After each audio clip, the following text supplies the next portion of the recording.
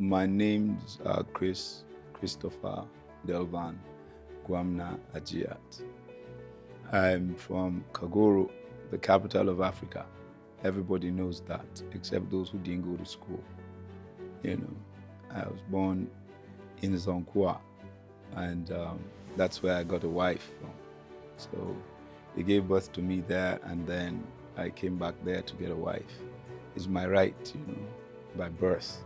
I started life and everything in Mina, and then continued in Zaria briefly before my parents shed off excess weight and took me to Kagoro to live with my grandmother and my grandfather. And so I went to school there, and then went off to Baptist High School in Jos. And I went off to College of Arts and Science and Technology in Zaria, which later became Katsina College of Arts, Science and Technology, and then to the Ahmadu Bello University. Yes, that basically, in brief, that's who I am. I come from the Ajayat family in Kukum, Daji in Kagoro.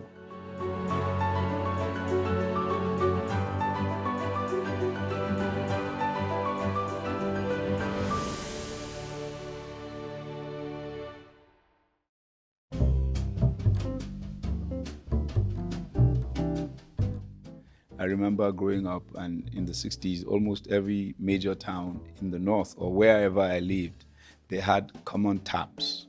But then what I remember most is just running to the tap, opening the tap, and drinking pure, clean, cold water. Yeah, so those are the things I remember. Then, of course, I remember the trains. The trains were just a fantastic part of life, And it was exciting because the trains will arrive Mina at 12 midnight. And, to be awake at that hour was exciting for a little child. We slept and then we got up and we were excitedly waiting for the train. And you got on the train platform and there was hot yam. They would buy that. Your mom would buy you hot yam and hot akara, bean cakes, and all kinds of things. So it was exciting always traveling by train. You could have oranges in the night because you say you are thirsty. And then once we have had our fill, we start sleeping. I loved the movement of the train. It was a rocking movement. And I liked to decipher the music of the sound of the carriages as they went. They had a distinct rhythm to them.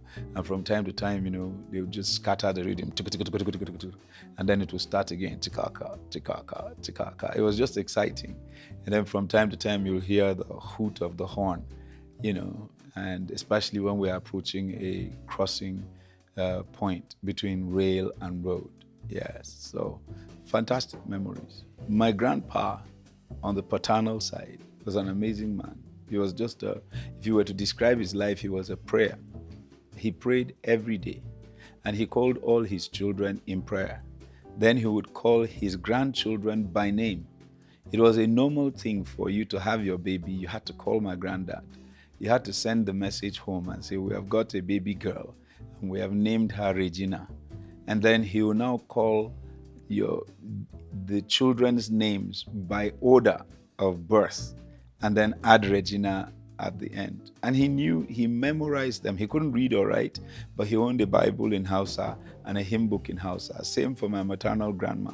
And they memorized scriptures, whole portions of scriptures. Everything you taught, my grandfather memorized it. Whole portions of Isaiah.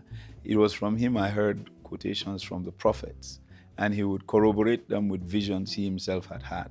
Then I oscillated between him and my maternal grandma. And I lived with my maternal grandma, and she had a little pot, earthen pot. She had a restaurant in the village, and then she also sold foodstuff, and she used to buy and resell. She was that kind of a trader. But my grandma had a little pot, and it's an earthen pot, and it was open. And she taught me from the very beginning that this is where we put our tithe. And I asked her, what's our tithe? She said, it's God's portion from whatever we had.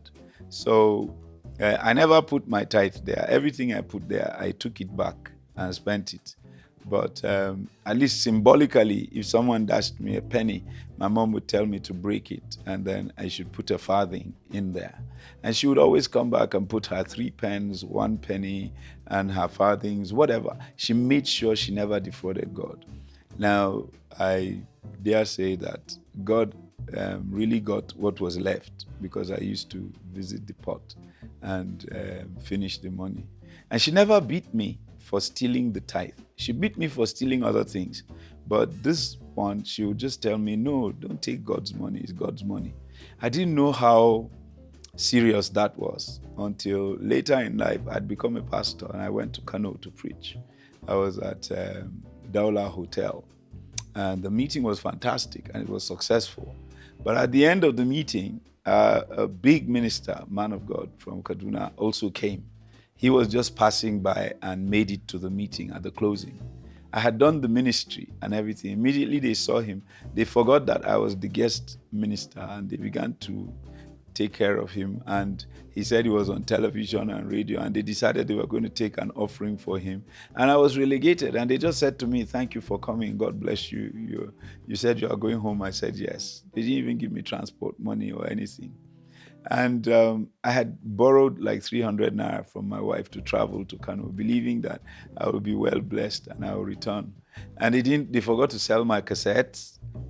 And I didn't have a dime left. So I crossed the road and I stood backing the railway tracks and tears came out of my eyes. And I told God, I'm never going to do this ministry. I won't follow you anywhere. This is how Christians do. If you don't charge them money, they forget to bless you. But as I was there, tears were in my eyes because it was like 6 p.m. and I was thinking, where am I going to sleep in Kano and how am I going to get home? And I had my bag full of cassettes in my arms. So that day, whilst I was standing there, the Lord said to me, why are you crying? I said, well, they didn't give me an offering. And I came by faith and it's not working. This faith thing is not working. How am I going to get home? Whose house would I go to now? Even if I sleep there, would I then have to ask them for transport home? Who sent me? And the Lord said to me, why you are upset because they didn't pay you for your services? I said, yes. And he said to me, but you have already been paid. You ate your salary long before now. And I said, when? And he reminded me, you used to steal my tithe. So I had a good laugh that day, because it was hilarious. He was saying that his tithe was his money. Your grandma kept telling you, don't touch God's money. Don't touch God's money. Now you are hooked. You have to preach this gospel till the end of time.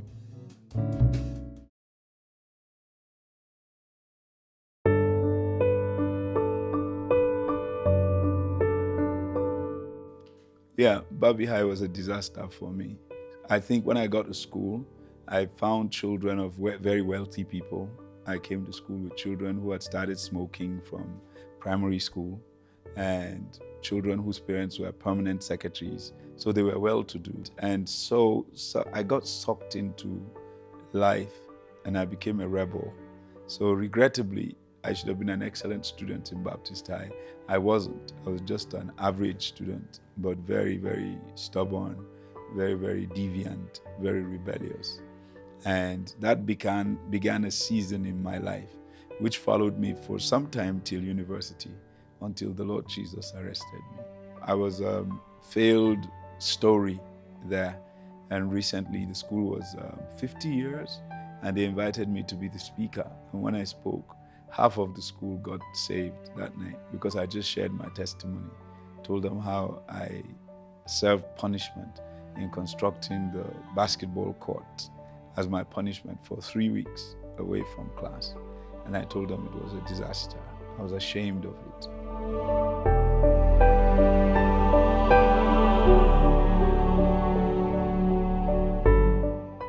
I think my rough life began at the College of Art, Science and Technology.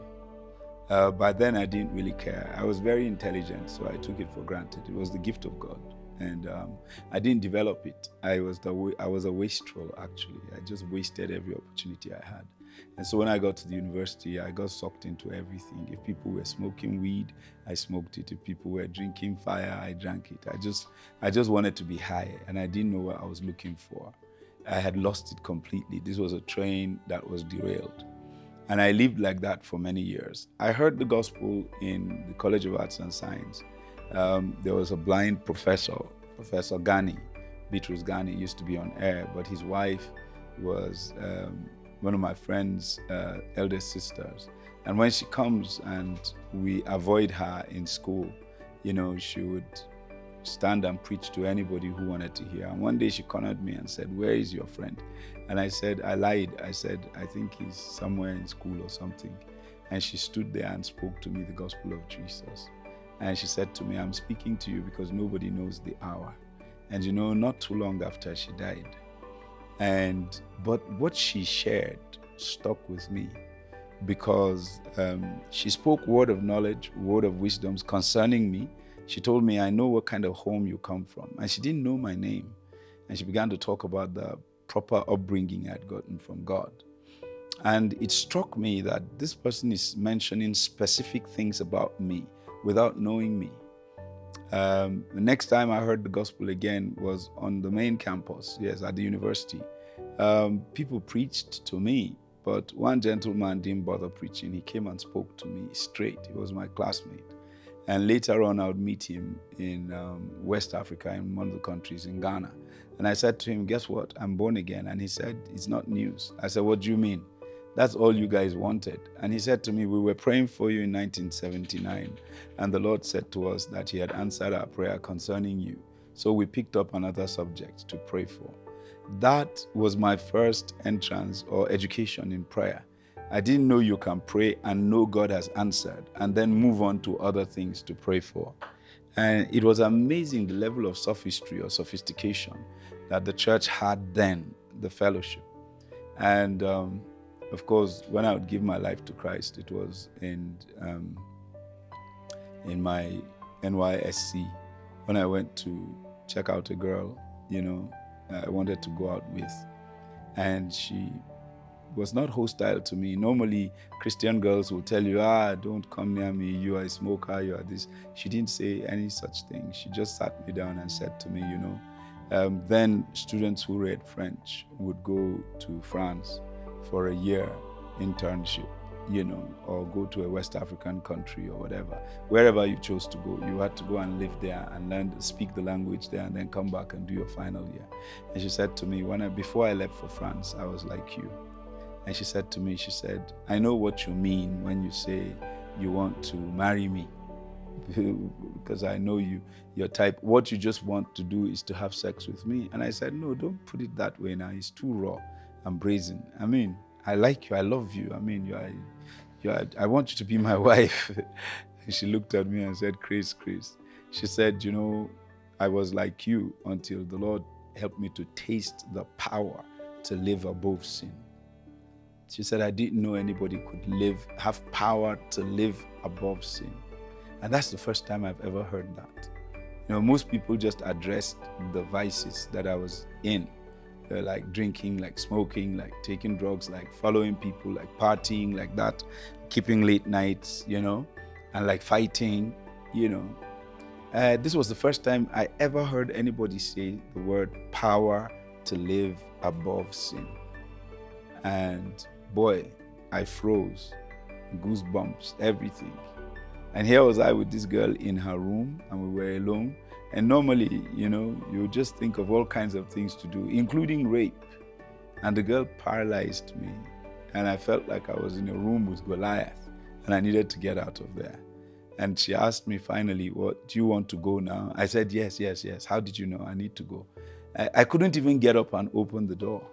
And those words followed me until I went to a Baptist church at the back of my house there in Ilorin, and I gave my life to Christ. I didn't even hear a message. I just walked to the front. I was prayed for. Well, that began a chain and a series of the events in my life until I got saved. So that's my story, and I'm ashamed of it because I could have done more. One of the things I kept asking God for when I gave my life to Christ was, I was like maybe 30. No, I was like 26 years old when I gave my life to Christ. And I've always regretted that I wasted the first 26, 27 years of my life without preaching the gospel of Jesus. So regularly when I meet young people now, what I tell them is, I wish I was your age, because then I know what I would have done for the kingdom of God. Because I did a lot for iniquity. I did a lot for the kingdom of darkness. I was an evangelist, a natural. I didn't just enjoy deviant behavior, but I encouraged many people to come into that behavior as well.